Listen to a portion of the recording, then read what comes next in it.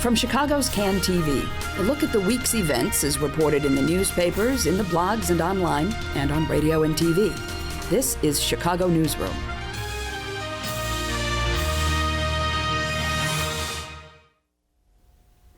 Well, hello, and welcome back to Chicago Newsroom, another edition of Chicago Newsroom here on Can TV.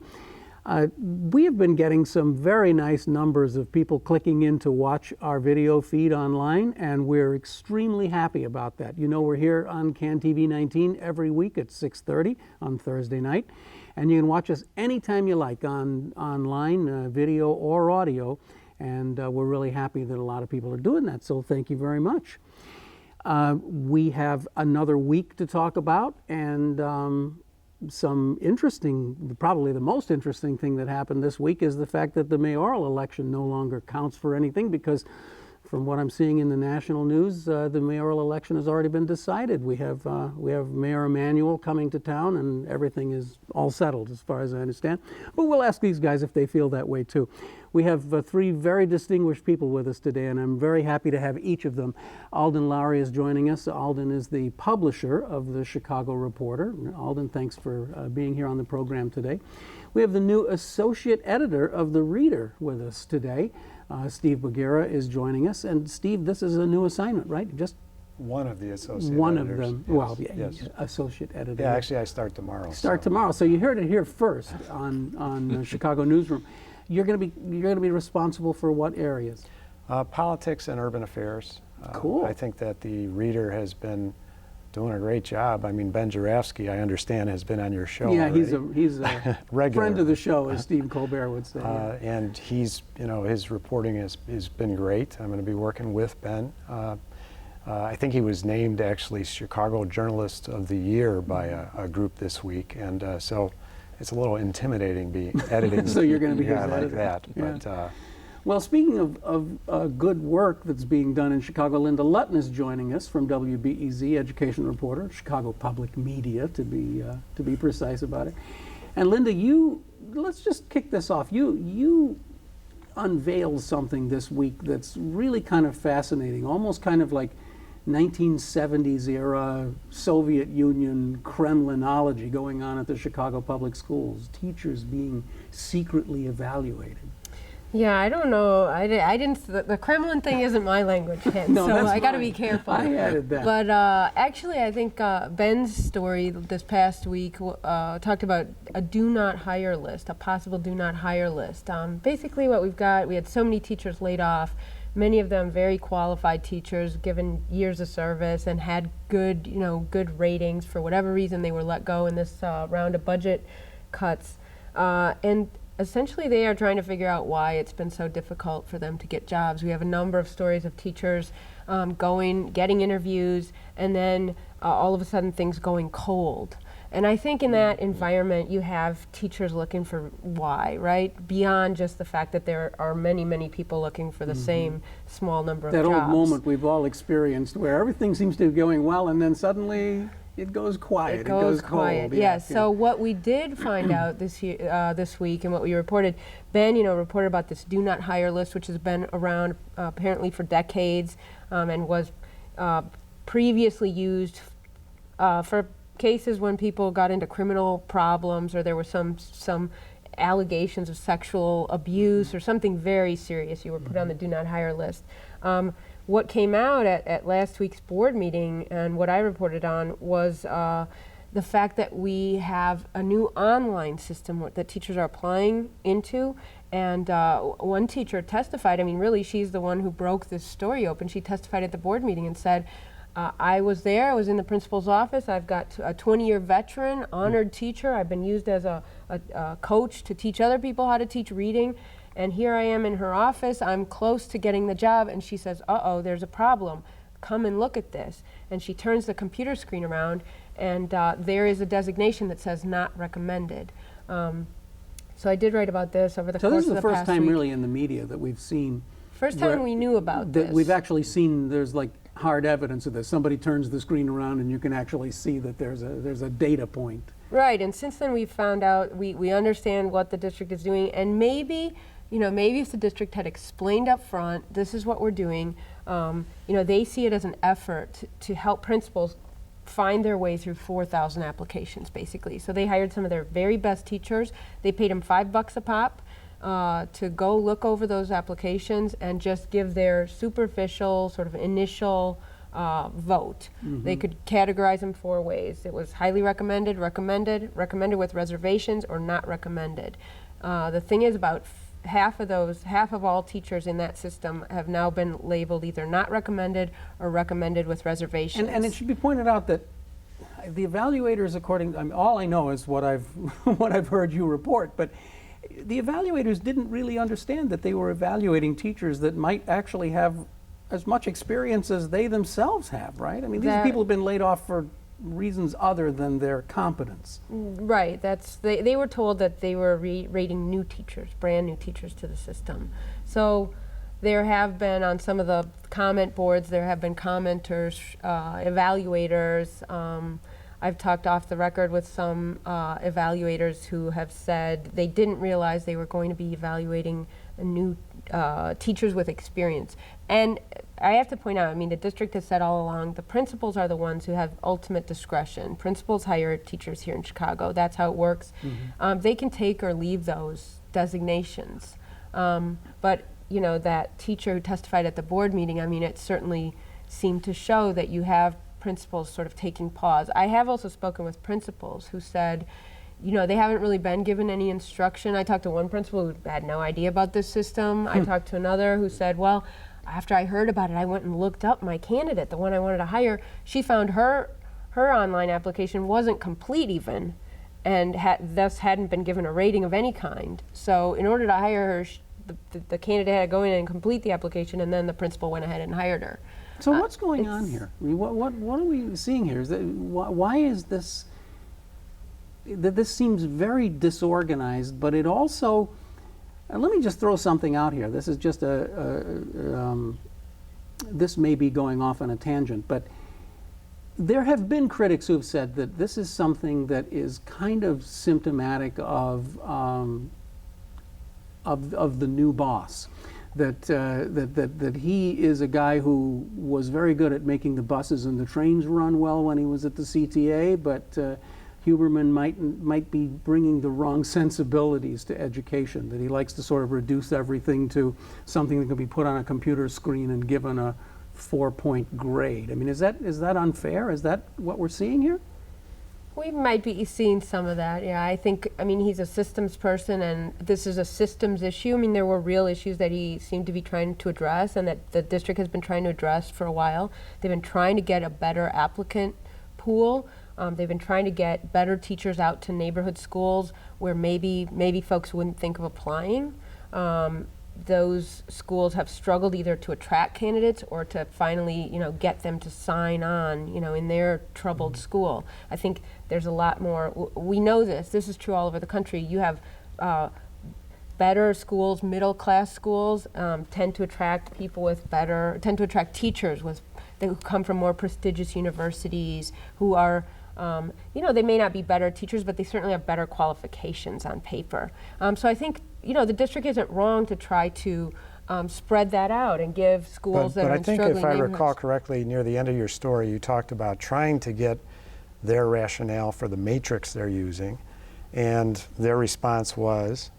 Well, they didn't respond for a number of days. So that is an ongoing problem with the school district. Which kind of gets into Huberman and the mayoral question, because I think there's a transparency issue and always was under Daley.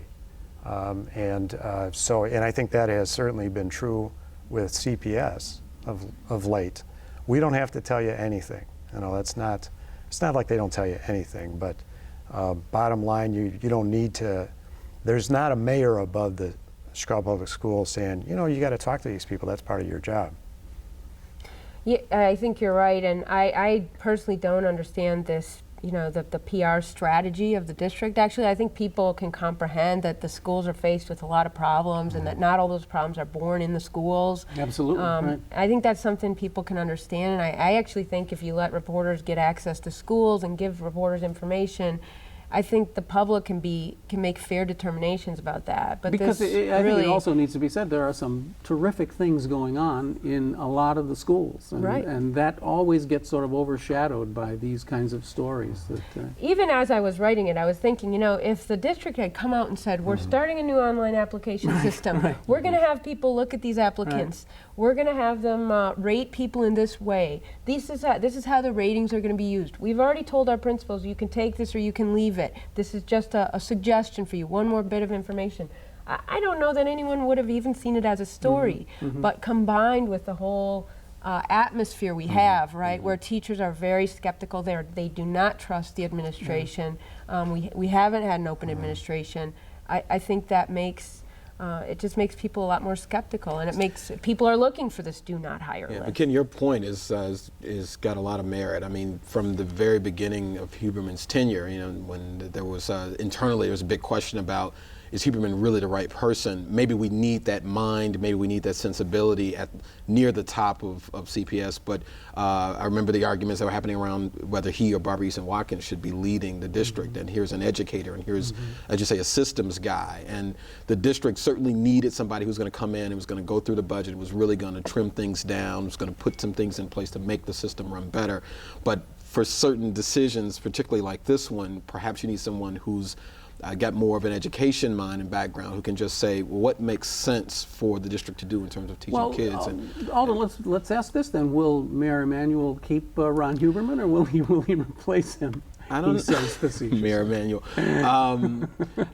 You know, I don't know. It's a good question. I mean, I'm not sure where Emanuel is kind of on education. I think Huberman is a really effective guy if you need to put someone in place who's going to kind of keep things quiet to some degree. He's going to really go about their business. He seems to me, when he was at the police department, when he was at CTA, not to say that he was perfect by any stretch, but, and I think Daley has wanted somebody to, and he's become his kind of point person. When I've got a problem area, this is the guy I throw in there to kind of keep things. He can come up with a piece of software that will help. At bay, right. So if Mayor Emanuel's style is, you know, I don't know a whole lot about education, I just want somebody to kind of keep this thing from boiling over, maybe Emanuel stays in place. You but if you want an innovator. Folks, the publisher of the Chicago Reporter was the first one to refer to him as Mayor Emanuel on the media. So there you go. Well, actually, I'm being incredibly, I hope, facetious and ironic here in bringing this up, because there seems to me to be a kind of a disconnect between the sort of the national media and us poor folks here at home, that if you are watching the cable shows, we have a new mayor. He's already been selected. The president wants him. And the Mayor Daley apparently likes him. So, you know, all he has to do is find a place to live, take care of a couple other details, and he's in, right? But I don't think that's the way it's working on the ground here, is it? No, I think it should be said, though, that if Rahm Emanuel, which is, he's supposed to make the announcement this week, if he does make the announcement, he gets down here and he kind of puts his operation in place. I mean, I think he's going to be a major candidate. He's going to be tough to beat. But no, he's, you know, I think people like Meeks and Gutierrez and Tom Dart and other folks who are considering a run would have a lot to say about that. Emanuel still has to run a campaign. At the end of the day, it still matters what you do and say in those months leading up to an election. But you know, he does have influence. He's a tenacious guy. I think he could run a really effective campaign. But no, he's certainly not a shoo-in. So, and I think he's going to find it hard to not get confused. I mean, you know, he's coming from this saturation of Washington, and so I just picture a reporter saying, "Well, you know, what are you going to do about the $655 million budget deficit?" And him saying, well, if we withdraw from Afghanistan, that should help. Or even worse, what are you going to do about this community organization that's really upset about the condition of Stony Island Avenue down at, you know, it does seem incongruous in a way. But I just kind of get this feeling that there's we're just being told that this is sort of a fait accompli, and that was just the thing that was kind of bothering me. Well, I think we are going to see this sort of anybody but Rahm dynamic coalesce, and you know, once he announces and that campaign shapes up, it's hard to figure out exactly what form that will take, but I think that will be something we hear from neighborhoods, is anybody but Rahm, this isn't the guy we want. I don't know. And he instantly is vulnerable on the point you were making, Steve. I mean, here's a guy who has, there's even a question about whether he's actually been a resident long enough to actually get on the ballot. But yeah, there are a lot of local issues that he's going to have a lot of catch-up work to do in order to kind of get versed on that and can speak. But to on the other hand, you don't really have to I don't think CEOs of banks or companies are chosen based on whether they lived in the old neighborhood. So, in theory at least, it shouldn't matter. I don't think that much. To voters, it definitely matters. Not just are you from Chicago, but what neighborhood are you from? We don't elect mayors from the north side very often. Anybody here give Gary Chico any hope at all? Any prayer? I wouldn't. If the field is assembled as it seems to be assembled with some of the names that we've already thrown out,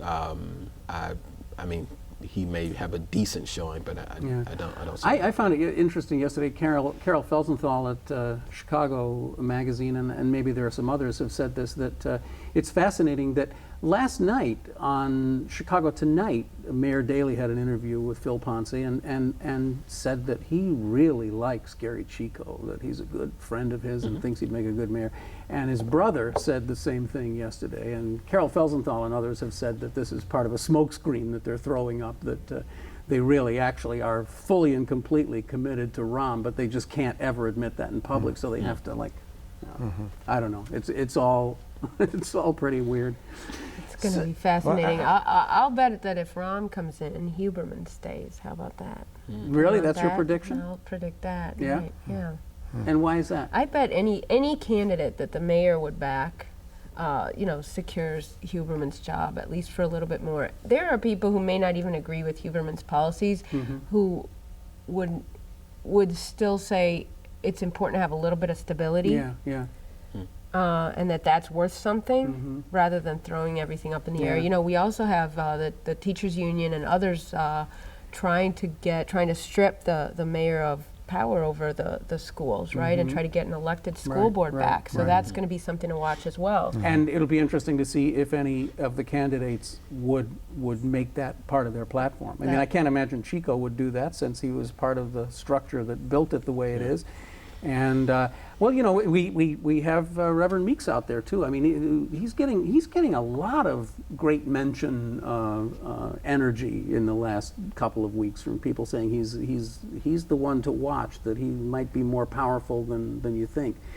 And certainly he would be pretty big on education, wouldn't he? Yeah, I mean, that's been one of the clarion calls he's made since his time in the legislature. He's was a big proponent of even tax increases to really do something with regard to the state's what the state actually provides for education in Illinois. And he's had those very public protests on that very issue. So I think he could garner a lot of support around that in and of itself. He's a charismatic guy. His roots go very deep in the African American community, and there's been a lot of talk out of that part of Chicago in terms of perhaps getting behind one candidate in the way that that kind of launched Harold Washington to the mayor's office. And if he becomes that guy, he could potentially also sway voters in other parts of the city to at least be one of the top contenders for this seat. I'm not sure though if he got into a one-on-one race with somebody like an Emanuel or a Dart that he would be able to get more than 50% of the vote in the runoff. I think that would still be strong. We have an interesting sort of sub-dynamic going on here, that there's the obvious question of whether Meeks could appeal to very many of the white community, members of the white community. And then there's this other interesting thing that's only just beginning to emerge of, Rahm Emanuel is Jewish. He would be our first Jewish mayor. And that could have, that could have some implications for him. I don't know exactly what that would be, and we have to see how that plays out. But boy, we got a lot of... one of the things that fascinates me is I just love to kind of sit and try to fantasize about conversations, about phone calls that are going on right now. Just trying to imagine the different the different players all calling themselves, or their operatives calling each other and seeing if there are deals that can be cut. You know, what can we get from Luis Gutierrez, for example, or, you know, something like that. And I just, I have no idea where that leads, but I think there's got to be so much of that going on right now, especially when you talk about, you know, the Black Caucus. And I mean, you got to give them credit. They are in the open and saying, we've got an agenda. This is the thing we want to try to do. We want to try to see if we can coalesce around one of our own. But there's a lot of that going on in different ways. It's just we're probably not as aware. But do African American people, as opposed to politicians, need an African American mayor? Or do they need a mayor who's going to care about African American interests? Well, people, I want to say the day after Daley made his announcement, was a guest on WVON, the Black News Talk station, and caller after caller, you know, expressed that very sentiment. You know, having an African American mayor would be wonderful, but we just want a mayor who's going to think about this part of Chicago, Get some South stuff and West done. sides. Right. And even the Black Caucus, the leader of the Black Caucus, Alderman Burnett, made the very same statement.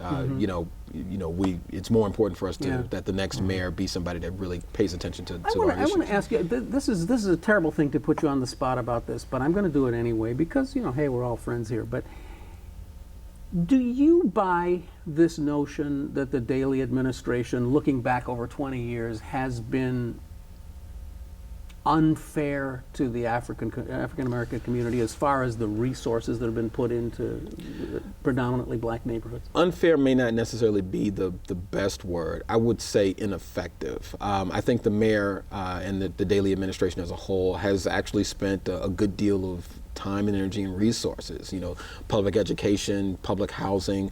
But I would just say that I think, in my opinion, I don't think the administration's true motivations were necessarily in addressing the concerns of the African American communities. I think there were other concerns with these issues. They wanted to dismantle these collections of poor residents, to open up those neighborhoods potentially to development, and by and large that's happening. Maybe not at the speed that they would hope, but you know, the Cabrini area has really blossomed as a result. Last building coming down. As a result of that policy, and the changes within the public schools necessarily haven't really increased or improved the education as a whole for African American communities, but it has produced a number of very wonderful and beautiful schools that have drawn middle-class African Americans, whites, and others to the Chicago public school system who were never interested in doing that before. So I think that it's been effective for what my belief is and what the Daley administration was actually trying to do, but there have been a lot of people who felt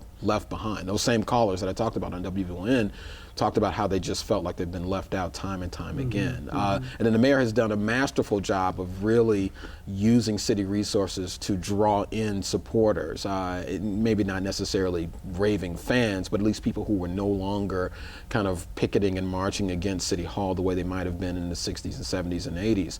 And so he's done a great job of really kind of keeping the community at bay to some degree, making improvements on some level, but I think as a whole, those communities have still languished and still feel disenchanted. So unfair, I think, may not necessarily be the right word, but certainly you can question whether or not he has done as much as he could have done. Considering how powerful the guy is, I think he could have taken on unpopular decisions or made unpopular decisions and still got them through, because he's Rich Daley. I mean, what he says goes. You know, look what happened to Meigs Field and all of the other things that he's done. And people are kind of like out of left field. Where did this come from? To me, I think there was actually a lost opportunity for some of these long-standing issues in those communities. We've talked about that around this table in the last couple of weeks. Sort of a fantasy of mine that appears not to be happening, but you would think that a guy who has unquestioned, unlimited power, who is exiting the scene, would perhaps want to toy with the idea of just doing some really incredibly bold things on the way out the door. Things that he really always wanted to do but couldn't politically pull off. Major changes to streets and sanitation, the way police beats are organized in Chicago, you know, cross-training firefighters, all these things that have been bugging him for the whole 20 years that he's been there. He's never been able to really find the political will to do them. He could do them, but he doesn't appear to be. Well, I really question how much you can do as a mayor. I think that big city mayors are in trouble, just like governors are in trouble, because of finances, and you can blame waste and corruption, but you know, I don't think that's the bulk of the problem. I think big cities like Chicago have a big problem with racial segregation. They've had that since I was young growing up on the South Side, and it's still a problem. And racial segregation concentrates poverty. The Reporter has written about that all the time. And when you have a metropolitan area that is benefiting out of its off of the back of its central city, but not really helping with the problems, I think a mayor is really effectiveness is limited. We're like, I'm sorry, Linda. Well, and I was just going to say, I mean, you understand those callers, you know, when you go out to some blocks on the south side, you go out to blocks right now in Inglewood, I mean, there's blocks where just about the entire block is boarded up, and you have maybe a public school, maybe one or two, this is not an exaggeration, 1 or 2 homes left on the block. And that can go on for a number of square miles. So when you understand the perspective of some people, there are, you know, a lot of the people writing newspapers or columns actually don't make it to those blocks very often. When we do, it's sometimes just a tragedy, you know, cover a shooting or something like that, and then we're back. But to spend some time on those blocks and see the devastation that many Chicago neighborhoods are living in, you know, it's a real thing. Yeah, it really is. I live in Auburn Gresham, just south of Inglewood and West Inglewood, and I'm actually on 7500 block of Aberdeen, and so there's some train tracks there at 75th Street, so West Inglewood and Inglewood are right on the other side of that. And Linda, you're absolutely right. It's yeah, some blocks just look completely devastated. And so the issues that we see on a national level, whether it's with regard to the economy, whether it's with regard to education, whether it's with regard to crime, are magnified intensely in those neighborhoods. And so we've got people in Lincoln Park and other parts of the city that have done reasonably well by most measures, complaining about crime and complaining about the economy. And I imagine what the level of disenchantment is. We're actually literally down to our last few seconds, but Alden, you guys did a very interesting piece in the Reporter about sort of if you took the most crime-ridden parts of Chicago. Can you briefly? Sure. On the south sides, the 6th district, that is my police district, and the 7th district, which is essentially Inglewood and West Inglewood, would be the most, if they were their own city, would be the most violent city. Violent crime per 10,000 residents, that rate would be higher than it would be in St. Louis, which I think has that distinction among cities in America. The 11th and 15th districts on the west side would be the most, would have the highest murder rate, higher than New Orleans. Amazing. So yeah. So a lot of work for the next mayor to deal with.